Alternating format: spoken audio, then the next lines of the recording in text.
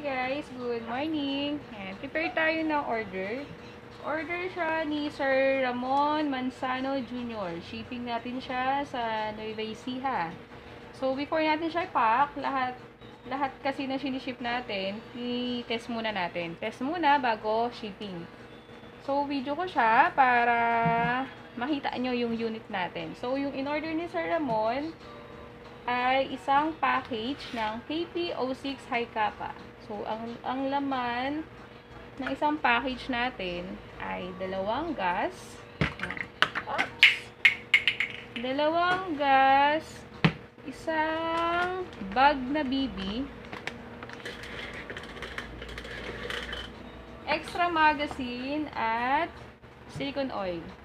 So, kaya dalawang gas, kailangan mo kasi ng dalawang gas para maubos mo yung isang bag na bala. Kasi yung isang bag na to, ang laman niya ay 4,000 pieces. So, ganun siya. Tapos meron din siya kasamang loader. Okay. Ang unit ni Sir, ito siya, KJ Works. KJ Works KP06 High Kappa. Yan, may kasamang manual, saka BB. Yan, may kasama siyang bag.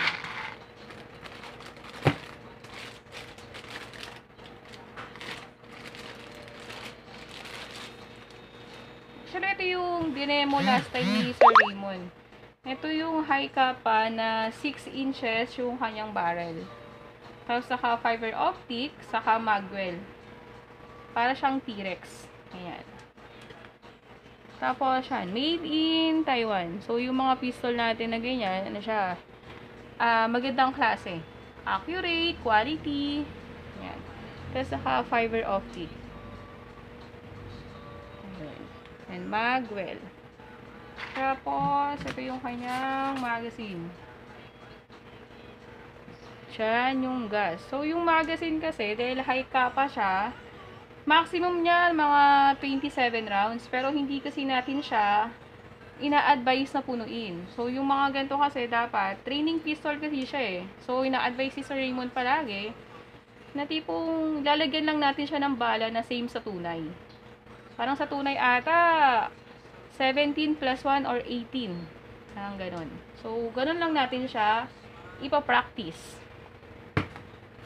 So, testing natin. Ito yung loader. So, yun. Kailangan nyo to eh. Kaya kasama sa package kasi iniiwasan natin na hawakan mo yung BB. Dahil pwedeng pag marumi yung kamay mo, hinawak mo sa BB at diniretso mo sa magazine, pwede siyang malagyan ng dumi or buhangin na papasok doon sa unit mo. So, kailangan mo siya ng loader. Sa para hindi ka rin mahirapan. So, konti lang. Testing lang natin.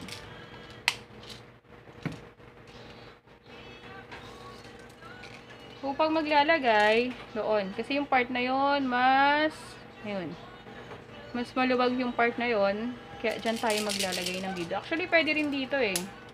Pwede rin naman dito, pero mas madali pag dito. Okay.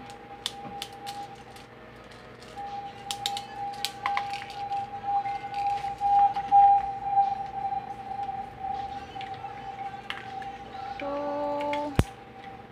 ayan. Yung end ng BB niya sa left side. Yun siya ng gas.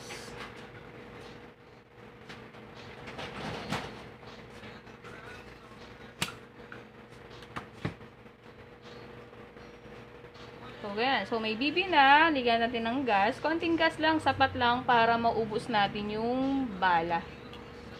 So, testing natin. So, lagi din natin pinapaalala sa mga video ng Sir Raymond, laging for safety. Lagi tayong naka-trigger figure out. Papasok lang natin to pag puputok. Tapos, yung point natin, dapat laging walang tao, walang pwedeng masasaktan. Kasi, yun, iwasan natin yung disgrasya. So, yan. Ay, check natin kung merong bala. So, wala. Tingnan natin. Ayan. Ngayon, hibala na siya ron. So, dahil sa high kappa siya, ang safety niyan dito. So, itong kamay natin, kailangan nandito. Kasi minsan, pag lock kasi yan eh. Yan yung lock niya eh. Kailangan daw, andito yung kamay natin. Okay.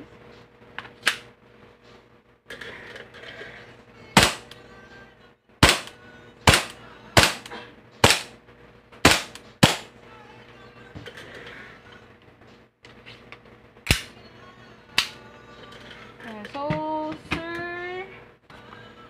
Sir Ramon, so okay naman yung unit mo, pack na namin, then process namin yung shipping. Thank you so much.